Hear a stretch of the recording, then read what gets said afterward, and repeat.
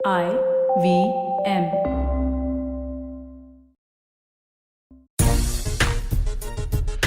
नमस्कार, खेल नीति पर आपका स्वागत है। मैं हूँ राजीव मिश्रा। आज बात करेंगे लॉर्ड्स टेस्ट मैच के पहले दिन की खेल की। आपको बताएंगे क्या कुछ रिकॉर्ड्स के राहुल ने अपने नाम किए, साथ ही रोहित शर्मा कितने निराश थे जब लगातार वो बैड लाइट की अपील कर रहे थे और अंपायर ने उनकी डिमांड को नहीं माना, हम ये कह सकते हैं। और अंत में जिमी एंडरसन की एक शानदार इन स्विंग पे वो बोल्ड आउट हुए, शतक बनाने से चूके लॉर्ड्स के मैदान पर। और ये इतिहास बार बार भारत के महान बल्लेबाजों के साथ क्यों रहता है कि लॉर्ड्स के मैदान पर वो शतक नहीं लगा पाते। फिर वो चाहे हम महान सुनील गावस्कर की बात कर लें, सचिन तेंदुलकर की बात कर लें, मॉडर्न क्रिकेट में हम विराट कोहली की बात कर लें, या आप रोहित शर्मा की बात कर लें, ये सभी के सभी बल्लेबाज लॉर्ड्स के मैदान पर अभी तक टेस्ट क्रिकेट में शतक नहीं लगा पाए। इसके अलावा के राहुल ने किस तरह से अपने अच्छे फॉर्म को कंटिन्यू किया लॉर्ड्स के मैदान पर, यह आपको बताएंगे। 90 ओवर के खेल में 276 रन, 3 विकेट। भारत इस टेस्ट मैच में कहां पर खड़ा है और इंग्लैंड ने क्या टॉस जीतने के बाद पहले गेंदबाजी करने का फैसला करके एक बड़ी गलती कर दी, इन सभी मुद्दों पर डिटेल में विश्लेषण करेंगे और साथ ही दूसरे दिन की खेल की रणनीति पर भी बात करेंगे।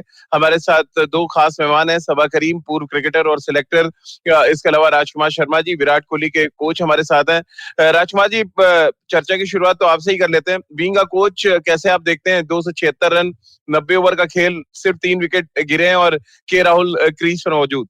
राजीव, मुझे लगता है कि भारत बहुत अच्छी पोजीशन में है और बहुत अपने आप से खफा होंगे, मुझे लगता है, जो रूट के अपने इस डिसीजन पे कि पहले हम बॉलिंग करें। क्योंकि मुझे लगता है कि जैसा पहले प्रिडिक्शन भी की गई, पिच रिपोर्ट भी आई थी, तो उसमें ये कहा गया था कि चौथे और पांचवें दिन शायद गेंद स्पिन करेगा, तो वहां पर इंग्लैंड को लास्ट पारी खेलनी होगी। तो मुझे लगता है कि उनके लिए काफी मुश्किलें होंगी और भारत ने जिस तरह की बल्लेबाजी की है, तो भारत इस समय बहुत ही स्ट्रांग पोजीशन में है। केएल राहुल अभी भी बल्लेबाजी कर रहे हैं, तो भारत के पास बहुत अच्छा मौका है कि भारत अगर 450 रन बनाता है तो मुझे लगता है कि हम इंग्लैंड को 2 बार खिला सकते हैं। सबा भाई, आप भी मानते हैं टॉस जीतकर पहले बल्लेबाजी करने का फैसला, गेंदबाजी करने का फैसला इंग्लैंड के लिए उल्टा पड़ गया? माइकल होल्डिंग की पिच रिपोर्ट जब आई थी तो मैं आपसे बात कर रहा था और माइकल होल्डिंग ने कहा कि पिच पे ग्रास जरूर है बट वो बाइंड करने के लिए, और ऐसे में अगर आप टॉस जीते हैं तो बैटिंग करना एक बड़ा एडवांटेज हो सकता है इस पिच पे। और पिछले मैच में जब कहा गया था कि बल्लेबाजी करे तो इंग्लैंड ने गेंदबाजी करे, तो इंग्लैंड ने बल्लेबाजी कर ली थी पहले नॉटिंघम में। अब ये भारतीय तेज गेंदबाजों का खौफ था सबा भाई, ये क्या था? उल्टा डिसीजन लिया है जो रूट ने दोनों बार। देखिए राजीव, अभी हम लोग बैठ के कह रहे हैं कि उल्टा डिसीजन है, पर हम लोग ये बात भूल जा रहे हैं कि उल्टा डिसीजन करवाया किसने।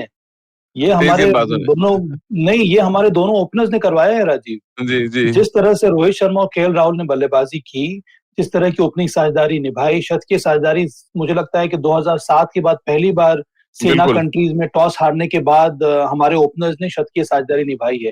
तो ये बहुत कम बार देखने को मिलता है कि लॉर्ड्स में आप पहले बल्लेबाजी कर रहे हैं और वहां पर आपने शतकीय पारी की साझेदारी निभा ली है। तो मुझे लगा कि ये जो रूट का निर्णय है उसको गलत साबित किया हमारे दोनों ओपनर्स ने।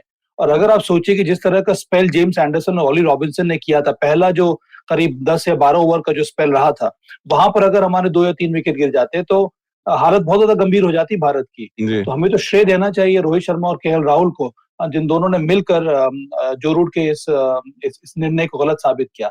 हाँ, मैं मानता हूं जो रूट के निर्णय के पीछे सबसे बड़ा कारण ये था कि उनकी एक यंग टीम है, उनके नए नए बल्लेबाज खेल रहे हैं। हसीब हमीद आ रहे हैं नंबर 3 पर, जैक क्रॉली को बिठा दिया, डैन लॉरेंस के जगह पर मोइन अली आए हैं खेलने के लिए। तो उनकी बल्लेबाजी ऐसे भी कमजोर है, तो उनको ये लग रहा था कि इस समय उनकी जो गेंदबाजी है, जो कि जेम्स एंडरसन खेल रहे थे, वो ज्यादा मजबूत है, इसीलिए उन्होंने पहले गेंदबाजी करने का निर्णय लिया। और ये बात अलग है कि भारत ने कुछ शानदार बल्लेबाजी की, जिसकी वजह से ऐसा लग रहा है इस समय कि उनका निर्णय बहुत ज्यादा गलत था। समा भाई, मैं अभी स्टैट्स देख रहा था, एशिया के बाहर बहुत कम ऐसे मौके आए जब दोनों ओपनर्स ने 75 प्लस का स्कोर बनाया हो। इससे पहले मैं देख रहा था विजय मर्चेंट और मुश्ताक अली ने बनाया ओल्ड ट्रैफर्ड में, फिर सुनील गावस्कर और चेतन चौहान ने बनाया, फिर सनी भाई और श्रीकांत ने बनाया सिडनी में, और उसके बाद अब रोहित शर्मा और लोकेश राहुल ने बनाया लॉर्ड्स के मैदान पर। यानी कि बहुत बड़ा अचीवमेंट है एक तरह से, क्योंकि अगर क्रिकेट हिस्ट्री में चौथी बार ऐसा हुआ है कि जब भारतीय दोनों ओपनर्स ने 75 प्लस रन बनाए हो। हाँ, वो तो है यार राजीव। मुझे सबसे अच्छी बात ये लग रही है कि ये ऐसा नहीं है कि जिसको कहते हैं कि अचानक से हो गया, जी। क्योंकि इन दोनों बल्लेबाजों ने जिस तरह से पहले टेस्ट मैच में पारियां खेली थी, उससे ऐसा लग रहा था कि ये उसका कंटिन्यूएशन है। उसी पेशेंस के साथ, उसी तकनीक के साथ, वही स्किल सेट के साथ, उसी इंटेंट के साथ बल्लेबाजी की। ऐसा मुझे लग रहा था कि शानदार कम्युनिकेशन इन दोनों के बीच में था। कोई हड़बड़ाहट नहीं, दोनों ने ही समय लिया। एक समय तो जब 60 रन पर रोहित शर्मा खेल रहे थे उस समय, और केएल राहुल सिर्फ 18 या 20 पर खेल रहे थे। जैसे रोहित शर्मा आउट हुए उसके बाद इन्होंने अपनी रफ्तार थोड़ी बहुत बढ़ा दी। पर इतना ज्यादा कंपोजर के साथ, इतना ज्यादा काम एटीट्यूड के साथ मैदान पर उतरे थे और उसी प्रकार से बल्लेबाजी की। तो मुझे लगता है इसी वजह से ये जो आप स्टैट्स बता रहे हैं हमें बहुत सालों के बाद देखने को मिला है, और ये बहुत बड़ा संकेत है भारतीय टीम के लिए। और मुझे लगता है कि आने वाले टेस्ट मैचेस में, चलिए इस टेस्ट मैच में तो फायदेमंद रहा ही है, और मुझे लगता है कि आने वाले टेस्ट मैचेस में भी बहुत ज्यादा इंपॉर्टेंट रहेगा भारत के लिए, जिस तरह से हमारे ओपनिंग पेयर ने रन बनाए इस टेस्ट मैच में और पिछले टेस्ट मैच में भी।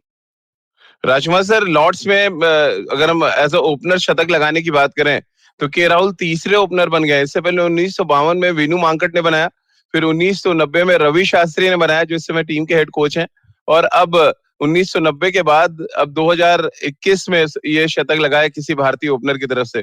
दिलीप वेंगसरकर ने 3 शतक लगाकर रिकॉर्ड बनाया है लगातार लॉर्ड्स में। लेकिन ये भी एक अनोखा रिकॉर्ड है कि तीसरे ओपनर बने के राहुल, जिन्होंने लॉर्ड्स में शतक लगाया। बिल्कुल, मैं भी देख रहा था राजीव ये स्टैट की तीसरे ही ओपनर हैं वो जिन्होंने शतक बनाया है वहां पर। और एक और स्टैट इसके साथ वो ऐड कर रहे थे स्टार पे कि नंबर 2 पर जो बल्लेबाजी करने आए हैं वो पहला ऐसा प्लेयर है जो स्ट्राइक लेता है, वो नंबर 1 बैट्समैन होता है, नंबर 2 पे जो नॉन स्ट्राइकर होता है ओपनर, तो ये पहला नॉन स्ट्राइकर है, नंबर 2 प्लेयर है इंडिया का जिसने वहां पे शतक बनाया है। तो बहुत बड़ा अचीवमेंट है केएल राहुल के लिए, और लॉर्ड्स में शतक बनाना हर क्रिकेटर का ड्रीम होता है। और मुझे याद आता है कि जब मैं पहली बार लॉर्ड्स में गया तो वहां पे उनके जो गाइड होते हैं वो बताते हैं, आपको सारा म्यूजियम दिखाते हैं, एंड दे आस्क्ड अस कि इसमें बताइए कि एक बहुत अजीब सी बात है कि एक बहुत महान प्लेयर का नाम इस बोर्ड पर नहीं है जो कि जहां पर उसने 100 नहीं बनाया है। तो वी वर शॉक्ड टू सी कि सचिन तेंदुलकर का नाम वहां पर नहीं था। तो वही वो सनी भाई का नाम भी नहीं है राजकुमार सर। हाँ वही, और उसमें एक और बहुत बड़े लेग स्पिनर शेन वॉर्न का नाम नहीं है राजीव। तो ये एक बहुत बड़ा वहाँ के रिकॉर्ड्स हैं कि जो इतने महान प्लेयर्स हैं उनके रिकॉर्ड वहां पर नहीं है अनफॉर्चुनेटली। बट केएल राहुल ने बहुत शानदार बल्लेबाजी करके अपना नाम वहां लिखवाया है, और बहुत ही शानदार बल्लेबाजी की। जैसे सबा ने कहा कि बहुत कंपोज थे, बहुत काम थे, और टेक्निकली करेक्ट तो वो हैं ही। और जिस पेशेंस के साथ उन्होंने बल्लेबाजी की वो बहुत ही लाजवाब था, क्योंकि जिमी एंडरसन जब भी आते हैं तो आपको पूरी तरह से टेस्ट करते हैं, और आपको एक एक बॉल पे पूरा फोकस्ड रहना पड़ता है, कंसंट्रेट करना पड़ता है, और वही राहुल ने किया। अभी क्योंकि अब सचिन तेंदुलकर का जिक्र छिड़ गया सभा भाई, तो मैं आपको बता दूं 12 शतक अभी तक लॉर्ड्स में भारतीय बल्लेबाजों ने लगाए हैं। उनमें विनू मांकट, जैसा कि आपको बताया था मैंने, गुंडप्पा विश्वनाथ, दिलीप वेंगसरकर 3 बार ये कारनामा कर चुके हैं, मोहम्मद अजहरुद्दीन, रवि शास्त्री, सौरव गांगुली और अजीत अगरकर, राहुल द्रविड़ के साथ अजिंक्य रहाणे। यानी कि लॉर्ड्स पे शतक लगाना या 5 विकेट लेना अपने आप में एक हिस्टोरिकल मोमेंट होता है, क्योंकि मैं लॉर्ड्स कई बार गया हूँ मैच कवर करने, और जब भी उस बोर्ड के सामने खड़ा होता हूँ बड़ा प्राउड फील होता है कि हमारे इतने इंडियंस का नाम है वहां पे। लेकिन जैसा कि राजकुमार सर ने कहा, जब मैं पहली बार पहुंचा तो मैं भी ये ढूंढा था कि वहां पे सचिन का नाम नहीं है, वहां पे सनी भाई का नाम नहीं है। और सनी भाई ने एक, मुझे याद है, शतक लगाया था एमसीसी से खेलते हुए, एमसीसी वर्सेस वर्ल्ड 11 है, तो 188 की इनिंग्स खेली थी उन्होंने, और पहली पारी में वो शून्य पे आउट हो गए थे, दूसरी मेलकम मार्शल ने आउट किया, देन दूसरी पारी में उन्होंने 188 की जबरदस्त पारी खेली थी, और वो खुश थे जब उनसे इंटरव्यू किया गया कि यार चलो एटलीस्ट मैंने लॉर्ड्स में एक शतक तो लगा लिया। तो ये जो फीलिंग है सबा भाई, लॉर्ड्स में शतक लगाना और टीम को बहुत मजबूत स्थिति में पहुंचा देना, और जिस तरह से के राहुल ने अपने फॉर्म को कंटिन्यू किया, ऐसा लग रहा है कि जो उनको टेस्ट क्रिकेट से बाहर बिठाया गया था वो कहीं ना कहीं उनके जहन में वो टीज जो है दबी हुई थी, जो अब निकल कर उनकी बल्लेबाजी में नजर आ रही है। मुझे लगता है कि केएल राहुल जिस तरह का उनका व्यक्तित्व है, वो हमेशा तलाश में रहते हैं कब उनको मौका मिले और कब वो परफॉर्म करें। तो यहाँ पर उनको बहुत दिनों के बाद टेस्ट मैच खेलने का मौका मिला है, और ये कई साल पुरानी बात है जब वो कर्नाटक के लिए खेलते थे एज एन ओपनर। तब उनका चयन हुआ था रेस्ट ऑफ इंडिया टीम में एज एन ओपनर, उस समय मैं चयन करता था, और मुझे लग रहा था, हम लोग को तब भी लगता था कि इनमें सही तकनीक है एक ओपनर के लिए। अब चूंकि इतना अच्छा वो खेल रहे थे, इसीलिए भारतीय टीम में उनके लिए जगह बनाई गई मिडिल ऑर्डर में। पर उनके लिए सही जगह ओपनर ही है। और जी चूंकि वो इतने ज्यादा फ्लेक्सिबल प्लेयर हैं, उनको आप कहीं भी खिला सकते हैं। व्हाइट बॉल क्रिकेट भी वो खेलते हैं, आप रेड बॉल क्रिकेट भी खेल रहे हैं, एक मल्टी फॉर्मेट प्लेयर आपको मिल रहा है। तो इससे बड़ी बात और क्या हो सकती है। और अच्छी बात यह है कि मौका मिला यहाँ पर केएल राहुल को। और मौका अगर आपको मिल रहा है और अगर आपने उस प्रकार की तैयारी की है, तभी आप एग्जीक्यूट कर पाते हैं अपने प्लान्स को, जो कि केएल राहुल ने बखूबी किया है। बहुत ही एक समय ऐसा डिफिकल्ट फेज था उनके करियर में, जब वो ऐसा लग रहा था कि हो सकता है उनको टीम में जगह ना मिले, उनको जगह मिल भी नहीं रही थी। पर वहां से निकल कर वापस आना और इस शानदार प्रदर्शन करना, मुझे लगता है कि ये दर्शाता है कि उनकी पर्सनालिटी कितनी ज्यादा स्ट्रांग है और उनका टेम्परामेंट कितना शानदार है इस समय। राजकुमार सर, अगर 2017 गौतम गंभीर और वीरेंद्र सहवाग ने 137 रनों की साझेदारी की थी दक्षिण अफ्रीका में, उसके बाद ये दूसरी सबसे बड़ी साझेदारी है ओपनिंग पेयर के तौर पे। और कंसिस्टेंट परफॉर्म किया है इन्होंने। हमने देखा जिस तरह से नॉटिंघम में बहुत विपरीत परिस्थितियों में एक अच्छा स्टार्ट दिया था दोनों ओपनर्स ने, और फिर अब लॉर्ड्स में जहां पर थोड़ी सी बैटिंग फ्रेंडली हम कह सकते हैं कंडीशन है, बहुत ज्यादा उतना मूवमेंट नहीं है जो हमने ट्रेंट में देखा था, वहां पर एक और कमाल 127 रनों की पार्टनरशिप पहले विकेट के लिए। कितना कॉन्फिडेंस बढ़ा होगा इससे टीम मैनेजमेंट में, और क्या इस जोड़ी को अब एक लंबा रन देना चाहिए, भले ही शुभमन गिल फिट हो जाए या मयंक अग्रवाल फिट हो जाए, अब इसको एक लंबा रन देना चाहिए हमें, ताकि इनका भी कॉन्फिडेंस बढ़े और ये भी अपने आप को स्टैब्लिश ओपनर की तरह महसूस कर सके टीम में। बिल्कुल राजीव, देखिए सीरीज से पहले हमारा इंडियन टीम का सबसे बड़ा कंसर्न ये था कि ओपनिंग कौन करेगा या हमारी ओपनिंग साझेदारी कैसी रहेगी, क्योंकि केएल का खेलना भी निश्चित नहीं था। मयंक अग्रवाल उनसे पहले थे, तो वो अनफिट हुए तो केएल को चांस मिला। वहीं पर रोहित शर्मा भी अपने आप को अभी तक बहुत ज्यादा एस्टैब्लिश नहीं कर पाए थे एज ए ओपनर, तो दोनों के ऊपर ही प्रेशर था। लेकिन बहुत ही बखूबी दोनों ने बल्लेबाजी की है, बहुत ही बेहतरीन मैं कहूंगा बल्लेबाजी की है। और एक जो सबसे बड़ी चिंता थी भारतीय टीम मैनेजमेंट की ओपनिंग को लेकर, उसको हटाया है। और इसी का नतीजा है कि भारत इस समय ड्राइविंग सीट पर है। भले ही पिछले टेस्ट में देखें हम ऑलमोस्ट मैच जीते जीते रह गए, या इस बार भी हम उस ड्राइविंग सीट में इसीलिए हैं कि हमारी ओपनिंग स्टैंड अच्छी हुई है। अगर हमारा ओपनिंग स्टैंड अच्छा नहीं होगा और नए बॉल पे अगर हमारे मिडिल ऑर्डर एक्सपोज होगा, तो फिर बहुत सारी परेशानियां होंगी। लेकिन दाद देनी होगी दोनों ही बल्लेबाजों की, जिस तरह उन्होंने बल्लेबाजी की है और जो टेम्परामेंट दिखाया है, और जिस तरह एक दूसरे को उन्होंने कॉम्प्लीमेंट किया है। पहले अगर रोहित स्ट्रोक्स खेल रहे थे तो राहुल वहां पर आराम से खेल रहे थे, और बाद में उन्होंने टेक ओवर किया, अपना स्ट्राइक रेट बढ़ाया। तो ये बहुत अच्छी बात है, और मुझे लगता है कि अब ये दोनों ही रहने चाहिए और इनको कॉन्फिडेंस दिया जाना चाहिए कि आप दोनों एस्टैब्लिश हमारे ओपनर्स हैं and they should get a long run. उसमें कोई सोचने वाली बात ही नहीं होनी चाहिए। सभा भाई, जिस तरह से रोहित शर्मा ने बल्लेबाजी की, थोड़ा मायूस हो गए, शतक नहीं बना पाए। उसमें लाइट्स थोड़ी खराब थी, लगातार के राहुल और रोहित इशारे भी कर रहे थे, और 2 आउटस्विंग करने के बाद मास्टर एंडरसन ने दिखाया कि उनके नाम पे इतनी ज्यादा विकेट्स क्यों हैं। ये मास्टर क्लास है जिमी एंडरसन का। मैंने सारा स्पेल उनका कल का देखा। जिस तरह से वो वेरिएशंस लाते हैं अपने गेंदबाजी में, सही लाइन है, लेंथ वही है, वहां से अंदर भी बॉल आ जाती है, बाहर भी बॉल आ जाती है। कई कल तो हम लोगों ने कई बार देखा वो वॉबल सीम से जो गेंदबाजी करते हैं, वहां पर भी सीम पोजीशन जो रहता है, मुझे लगता है कि स्लिप की तरफ रहता है, पर गिरने के बाद बॉल अंदर आ जाती है। और जिस बॉल पर आउट हुए रोहित शर्मा, मुझे लग रहा था कि वो एक्सेप्शनल डिलीवरी है। अगर आप रोहित शर्मा की तरफ खड़े होकर देखेंगे स्लो मोशन में, तो ऐसा लगेगा कि जो बॉल रिलीज हो रही है उसकी जो सीम पोजीशन है वो स्लिप की तरफ है। और उसी वजह से रोहित शर्मा जा रहे थे कुछ इसी प्रकार से खेलने के लिए, और बॉल टप्पा खाने के बाद चूंकि अपराइट सीम पे पड़ी, वहीं से बॉल अंदर आ गई। तो ये कमाल की गेंदबाजी है, और आपको कई बार अप्रिशिएट करना होता है बॉलर को। यहाँ पर बल्लेबाज की कोई गलती नहीं है, अगर इस तरह की बॉल आपको पड़ जाती है तो फिर आप क्या कर सकते हैं। तैयारी काफी अच्छी थी रोहित शर्मा, ऐसा लग रहा था कि वो शतक लगाएंगे, बेहतरीन पारी उन्होंने खेली। और पहले 10 या 12 ओवर के स्पेल में मुझे लगता नहीं है दोनों ने कुछ रन बनाए होंगे, पर इन दोनों ही खिलाड़ियों में, विशेष करके रोहित शर्मा में तो और भी वो एक अद्भुत कला है कि जैसे ही उनको लगता है कि वो सेटल कर गए हैं, और फिर वो अचानक ही अग्रेसिव शॉट्स खेलने लगते हैं, और उसके बाद उनकी जो मोमेंटम वो एक बार उनको मिल जाता है, रोकना बड़ा कठिन हो जाता है। और कल उसी प्रकार की पारी देखने को मिल रही थी। मायूसी तो जरूर होगी, पर मुझे लगता है कि ज्यादा इसमें डिसअपॉइंटमेंट की भी जरूरत नहीं है। अगर आपके पास एक ऐसी बॉल आ जाए तो आप क्या कर सकते हैं। राजकुमार सर, लेकिन अच्छी बात ये है कि दोनों ओपनर्स बहुत लेट खेलते हैं। क्या ये एक बड़ा एडवांटेज है दोनों बैट्समैनों के साथ स्विंग को, इसीलिए काउंटर ज्यादा बेहतर तरीके से कर पा रहे हैं के राहुल और रोहित शर्मा दोनों? बिल्कुल राजीव, ये सही टेक्निक है। और आप जी देखें कि केएल राहुल ने जिस तरह अपने पैड के पीछे रख के बॉलें छोड़ी हैं, तो वो बहुत ही अच्छी टेक्निक थी। और वहीं पर शायद मैं यहाँ पे विराट का नाम लेना चाहूंगा कि वो गलती कर गए कि थोड़ा सा उन्होंने बॉडी के आगे पुश किया बैट को। तो यहाँ पर तो आपको बहुत पेशेंटली बैटिंग करनी होती है, बॉडी के पास खेलना होता है। और आपको जो फोर्थ फिफ्थ स्टंप्स की बॉलें हैं उनको छोड़ना आना चाहिए, क्योंकि एंडरसन जैसा गेंदबाज आपको लगातार वहां पर टेस्ट करता है। उसी गुड लेंथ स्पॉट से वो वहीं से बाहर और अंदर कर रहे हैं, चौथी पांचवी स्टंप पर आपको हर समय वो टेस्ट करते रहते हैं। तो वहां पर आपको बहुत शानदार टेक्निक चाहिए, आपको पता होना चाहिए कि मेरा ऑफ स्टंप कहाँ पर है, और कवर करने जी। के बाद आपको बॉलें छोड़नी होंगी। वहां पर गेंद को छोड़ना बहुत इंपॉर्टेंट है, क्योंकि अगर आप खेलने जाएंगे तो कहीं ना कहीं आप एज जरूर करेंगे उस बॉल को।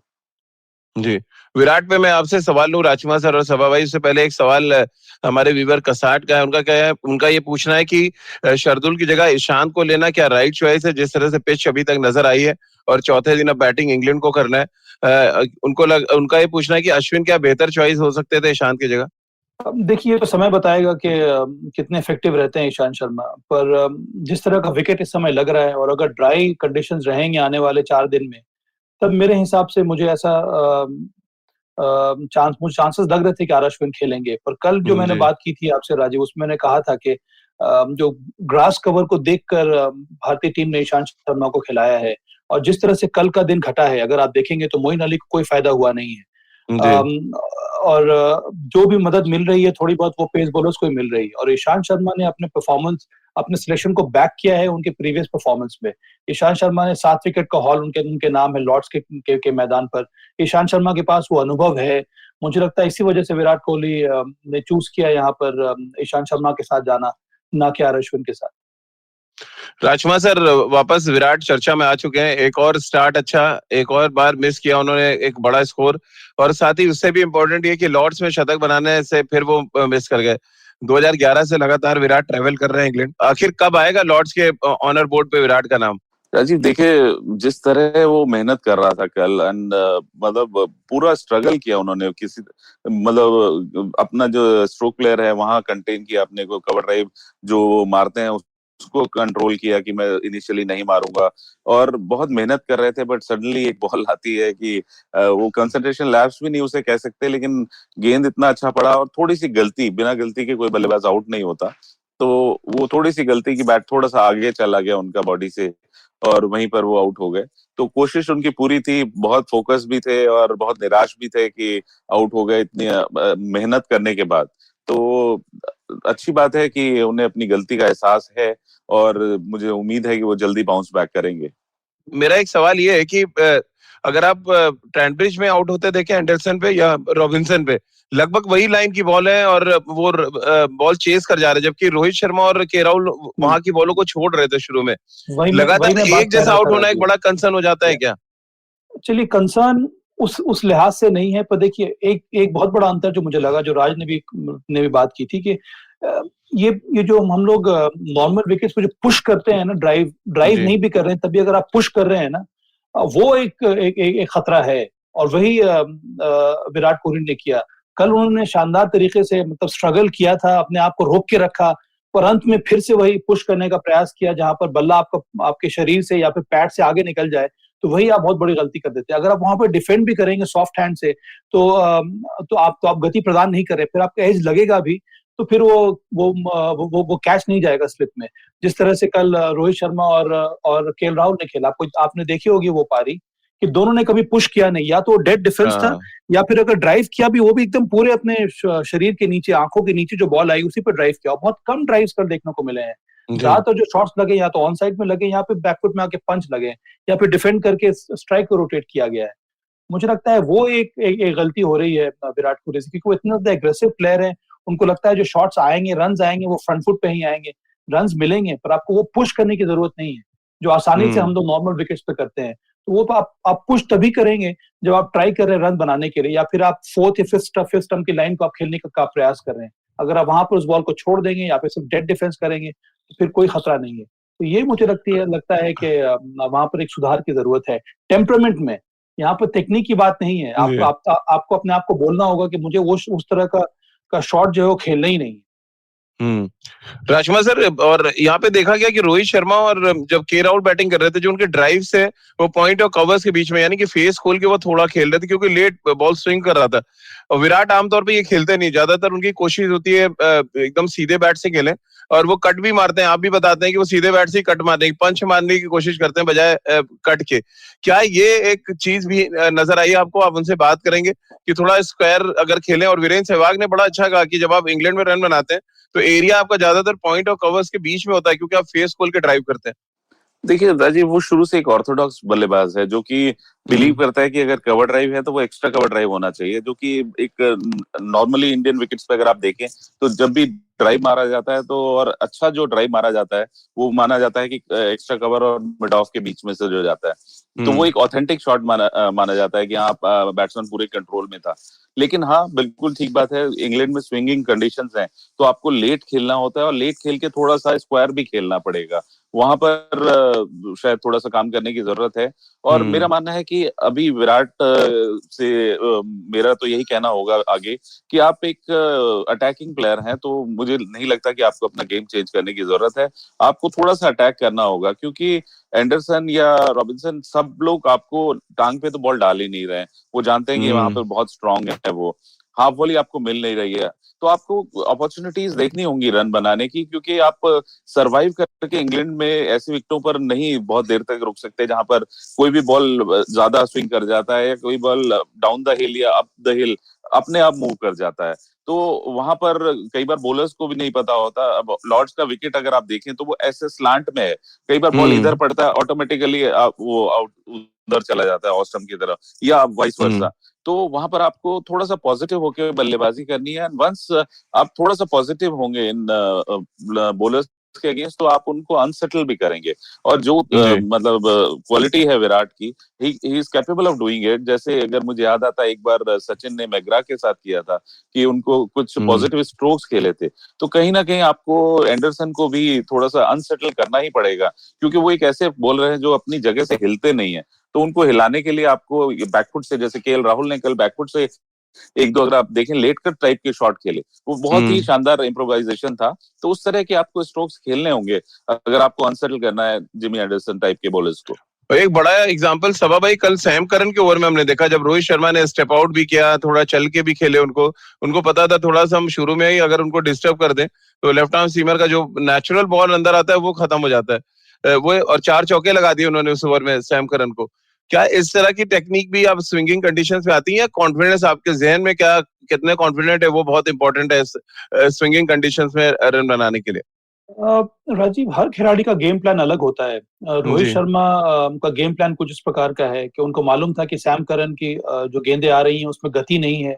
उनकी जो विकेट लेने की जो एबिलिटी है वो सिर्फ अंदर आने वाली बॉल है, या फिर वो जो स्लांट करके बॉल निकल जाती है। और ज्यादा कल के मैच में मूवमेंट हो भी नहीं रहा था, और इसीलिए वहां पर उन्होंने उसका फायदा उठाया। और पिछले मैच में भी जो सैम करन ने गेंदबाजी की तो कुछ खास नजर आई नहीं थी, तो सही समय पर उन्होंने दबाव बढ़ा दिया एक फोर्थ बॉलर के ऊपर, जिसका फायदा मिला रोहित शर्मा को। तो मुझे लगता है कि हर एक खिलाड़ी का अलग अलग गेम प्लान होता है। अब रोहित शर्मा का कुछ इस प्रकार का गेम प्लान है, केएल राहुल का उस तरह का गेम प्लान नहीं है, पर उन्होंने भी अंत में शतक लगाया। मुझे लगता है कि बहुत जरूरी है कि आप सही तकनीक के साथ अपने गेम प्लान पर ही टिके रहें। राज ने एक अच्छी बात कही है कि मुझे लगता है कि विराट कोहली का बहुत ज्यादा फ्रंट फुटी प्लेयर हो रहे हैं। तो अगर शॉर्ट गेंद भी आ रही है तो उस पर उसका वो फायदा उठा नहीं पा रहे हैं। कल अगर आप केएल राहुल को देखेंगे, उन्होंने कई शॉट जो लगाए राज, वो बैकफुट पर आके पंच किया, जो शतक भी लगाया उसमें कट किया। तो फिर आपकी जो शॉट जो रेंज ऑफ शॉट्स है ना, बहुत ज्यादा लिमिटेड हो जा रहे हैं। सिर्फ आप फ्रंट फुट पे ही देख रहे हैं, इसीलिए आप पुश कर रहे हैं बॉल, क्योंकि आपके पास रन आ नहीं रहे हैं। आप ऑन साइड में कोई आपको बॉल डाल नहीं रहा है। तो मुझे लगता है वो थोड़ा जो बैकफुट प्ले है, वो अगर आप बॉल को आने दे अपनी तरफ, फिर आपको समय मिल जाता है। शॉर्ट बॉल पर आप पंच करके रन ले सकते हैं, या अगर और थोड़ी बाहर मिल गई वाइड तो फिर आप कट कर सकते हैं। ये सारे आपके बड़े प्रोडक्टिव शॉट्स होते हैं इंग्लैंड में या फिर कहीं भी। पर यहाँ पर खास करके ज्यादा, बिकॉज आपको सामने तो शॉट्स, आपके रन आ नहीं रहे, तो आपको पीछे ही रन ढूंढने होंगे, जो जी जिसकी वजह से मुझे लगता है कई बार विराट कोहली हो सकता है कि फ्रस्ट्रेट हो जा रहे हैं और वो बाहर की बॉल को पुश कर दे रहे हैं। राजकुमार सर, लेकिन अब फ्रंट फुट हो चाहे बैक फुट हो, चेतेश्वर पुजारा किसी भी फुट पे काम नहीं कर पा रहे हैं। अनफॉर्चुनेट है राजीव ये कि शानदार खिलाड़ी हैं और एक ही फॉर्मेट खेलते हैं और मास्टर माने जाते हैं, लेकिन ऐसा फेज किसी भी प्लेयर के उसमें आता है एक जीवन में, तो कहीं ना कहीं जरूरत है उन्हें बैक किए जाने की। और मैं पुजारा के लिए भी यही कहना चाहूंगा कि थोड़ा सा पॉजिटिव बल्लेबाजी करनी होगी उन्हें भी, थोड़ी सी स्कोरिंग अपॉर्चुनिटीज ढूंढनी होंगी कि आपके रन निकलते रहेंगे तो आपके ऊपर से प्रेशर हट जाता है, आपको विकेट का पता लग जाता है, बॉलिंग का पता लग जाता है, और वहीं पर अगर आप बिल्कुल डिफेंड ही करते रहेंगे तो बॉलर आपके ऊपर सारे एक्सपेरिमेंट करता है कि इन्होंने मारना तो है नहीं तो मैं ये भी ट्राई कर लूं, मैं वो भी ट्राई करूं, और उसमें फिर आपके लिए सर्वाइवल मुश्किल हो जाता है। कहीं ना कहीं इस समय उनका मोरल काफी डाउन होगा और जरूरत है इस टाइम पे कि कोच और बैटिंग कोच उनको थोड़ा सांत्वना दें और समझाएं कि नहीं, आप एक शानदार खिलाड़ी हैं, और उनकी पास्ट परफॉर्मेंसेस उन्हें बताई जाएं और उनकी जो पुरानी जो उनके हंड्रेड्स हैं वो उनको दिखाए जाएं, जिससे वो पॉजिटिव फ्रेम ऑफ माइंड में आए और उसी तरह का पुजारा में मिले जो जिसकी हमें उनसे अपेक्षा है। सबा भाई, अगर मैं अभी स्टैट्स देख रहा था चेतेश्वर पुजारा के, सबसे खराब सेना देशों में एवरेज जो है वो इंग्लैंड में है, यानी कि स्विंगिंग कंडीशंस में चेतेश्वर पुजारा ज्यादातर रन नहीं बना पाते। अब क्या रीजन आप देखते हैं इसके पीछे? कल जिस तरह से आउट हुए या फिर पहले टेस्ट मैच जिस तरह से आउट हुए पुजारा, मुझे ये लग रहा है कि देखिए, सीमिंग या स्विंगिंग कंडीशंस में या फिर सीमिंग कंडीशंस में बहुत जरूरी है कि आप फर्स्ट लाइन जो है बॉल की उसी को पकड़ के खेलें। कहने का तात्पर्य यही है कि जो आपने लाइन पिक की है वहीं पर आपको बल्ला ले जाना है। अगर बॉल पड़ने के बाद फिर से थोड़ी ज्यादा मूवमेंट हो रही है ऑफ द विकेट, अगर आप वहां से बॉल को मीट करने जाएंगे तो फिर आपको परेशानी होगी, जो कि पुजारा के साथ हुआ कल भी और पहले पारी में भी, पहले टेस्ट मैच में। अब आप रोहित शर्मा और केएल राहुल को देखें तो उनकी उनकी जो लाइन ऑफ डिफेंस है वो पहले लाइन को पिक करते हैं, वहां से अगर बॉल ज्यादा निकल गई तो निकल गई, आप बीट हो गए अलग बात है। बीट होना इंग्लिश कंडीशन में या फिर सीमिंग कंडीशन में कोई खराब बात नहीं है। प्रॉब्लम तब होती है जब आपका जो बैट है और पैड जो है वो एक लाइन में है, और जैसे ही बॉल मूव कर रही है, ऑफ स्टंप के बाहर जा रही है या फिर पड़ने के बाद बॉल अलग अलग कांटा बदल रही है, तब आप सिर्फ बैट के साथ बॉल को मीट करने जाएंगे, तब बाहरी किनारा लगने का चांसेस बहुत ज्यादा हो जाता है, जो कि पुजारा के साथ हुआ। तो मुझे लगता है इसी वजह से पुजारा मेरे ख्याल में उतने ज्यादा प्रोलिफिक नहीं है इंग्लिश कंडीशन में, जहां पर बॉल करती है और एक तो हवा में बॉल मूव करती है, उसके बाद फिर गिरने के बाद बॉल मूव करती है, तो आप दोनों लाइन को मीट नहीं कर सकते, आप सिर्फ एक ही लाइन को मीट कर सकते हैं, क्योंकि आप एक लाइन को मीट करेंगे तभी आपका बैट और बॉल जो है, बैट और पैड जो है वो साथ रहेगा। नहीं तो फिर आप जनरली आपका बल्ला जो है, आप बॉल को मीट करने जाएंगे और बाहरी किनारा लगेगा। राजकुमार सर, अब क्योंकि टेस्ट मैच का दूसरा दिन है, 276 रन 3 विकेट पे, क्या कुछ स्ट्रेटेजी होगी के राहुल की? थोड़े अटैकिंग मोड में आज वो नजर आएंगे, अजिंक्य रहाणे और ऋषभ पंत, उसके बाद रवींद्र जडेजा, फिर हमारी एक लंबी टेल है। क्या टारगेट सेट करना चाहेगी इंडिया यहाँ पर? क्या वो एक बार बल्लेबाजी करने के हिसाब से उतरेंगे मैदान पर? बिल्कुल राजीव, आज का पहला घंटा बहुत इंपॉर्टेंट होगा क्योंकि बॉल नया है अभी और बॉलर्स भी फ्रेश होकर आएंगे, क्योंकि कल काफी थकान हो गई थी तो अच्छे से रेस्ट किया होगा उन्होंने। अब मुझे लगता है कि पहले घंटे में पूरी तरह से इंग्लैंड अटैक करेगा भारत के ऊपर, और वहां पर अगर हम विकेट नहीं खोते हैं, भले ही हम ज्यादा रन नहीं बनाए, भले केएल राहुल सेट हैं वो भी ज्यादा रन नहीं बनाए, सोचे आज की नई इनिंग में स्टार्ट कर रहा हूं, और ऐसा ही वो सोच के आएंगे भी, तो वो और अजिंक्य रहाणे अगर पहला घंटा सरवाइव कर जाते हैं, फिर भारत थोड़ा सा अपनी स्ट्राइक रेट को पुश कर सकता है, और कहीं ना कहीं भारत चाहेगा कि भारत एक ही बार बल्लेबाजी करे, और अगर हम 450 रन बना लेते हैं, ऋषभ पंत जिस तरह की बल्लेबाजी करते हैं वो वैसे ही करेंगे, अगर उनके शॉट्स लगते हैं, और तब तक मुझे उम्मीद है कि बॉल भी पुराना होगा, तो वो भी एक बहुत यूजफुल हो सकते हैं इन कंडीशंस में, जहां पर गेंद बहुत मूव नहीं हो और इंग्लैंड का अटैक भी इतना ज्यादा मुश्किल नहीं लग रहा है। तो भारत अगर 400 के ऊपर जाता है तो इंग्लैंड के लिए वाकई में बहुत मुश्किल होगा कि वो किस तरह इस टेस्ट मैच को बचाएगा। सबा भाई, क्या रवि शास्त्री और विराट ने के राहुल को कहा होगा कि आप फ्रेश गार्ड लें और 200 के लिए जाएं, क्योंकि पहले इंडियन आप बन सकते हैं जो लॉर्ड्स में दोहरा शतक लगाएंगे? मुझे लगता नहीं किस तरह की बात हो रही होगी राजीव, मुझे लगता है कि केएल राहुल को छोड़ दिया जाएगा। अभी वो अच्छे फॉर्म में है, उनको भली भांति मालूम है उनको करना क्या है। पहला सेशन बहुत ज्यादा इंपॉर्टेंट है। अजिंक्य रहाणे को रन बनाना बहुत जरूरी है। और हम लोगों ने इस टेस्ट मैच के पहले यही बात की थी कि अगर टॉप ऑर्डर आपका क्लिक कर रहा है और आपके एक्सपीरियंस प्लेयर रन बना रहे हैं तो इससे बड़ी बात और क्या हो सकती है। तो आपका एक्सपीरियंस खिलाड़ी कौन होगा? रोहित शर्मा ने रन बना दिया है, विराट कोहली ने करीब 40-42 रन बना लिए हैं, आपको अजिंक्य रहाणे को रन बनाने की जरूरत है। उसके साथ साथ अगर केएल राहुल ने इतना शानदार रन बना दिया है तो इससे बड़ी बात और क्या हो सकती है। तो इसी लय में अगर हम आगे भी बल्लेबाजी करेंगे तो हम जरूर एक बड़ा स्कोर खड़ा कर सकते हैं और फिर हो सकता है कि हमें दूसरी पारी में बल्लेबाजी करने की जरूरत ही ना पड़े। जी, तो चलिए, हमारे क्रिकेट एक्सपर्ट्स को आपने सुना और भारतीय टीम की रणनीति के बारे में उन्होंने संकेत भी दे दिया कि भारतीय टीम अगर 450 रन बनाती है तो इंग्लैंड पर एक बड़ा दबाव होगा और भारतीय टीम की रणनीति फिलहाल यही नजर आ रही है कि इस टेस्ट मैच में वो सिर्फ एक बार बल्लेबाजी करने के इरादे से मैदान पर उतरेंगे और इंग्लैंड पर लगातार प्रेशर बनाएंगे। तो जुड़िए खेल नीति के साथ हर सुबह 9:30 पर सिर्फ IVM के यूट्यूब चैनल और फेसबुक पेज पर, और आप मुझसे जुड़ सकते हैं, अपने सवाल भेज सकते हैं @RajiMish मेरा ट्विटर हैंडल है। इसके अलावा खेल नीति का हर एपिसोड आप सुन सकते हैं IVM ऐप पर, IVMpodcast.com पर, गाना, स्पॉटिफाई, सावन, गूगल पॉडकास्ट या अन्य IVM पॉडकास्टिंग नेटवर्क पर। आप सभी का बहुत बहुत शुक्रिया हमारे साथ जुड़ने के लिए।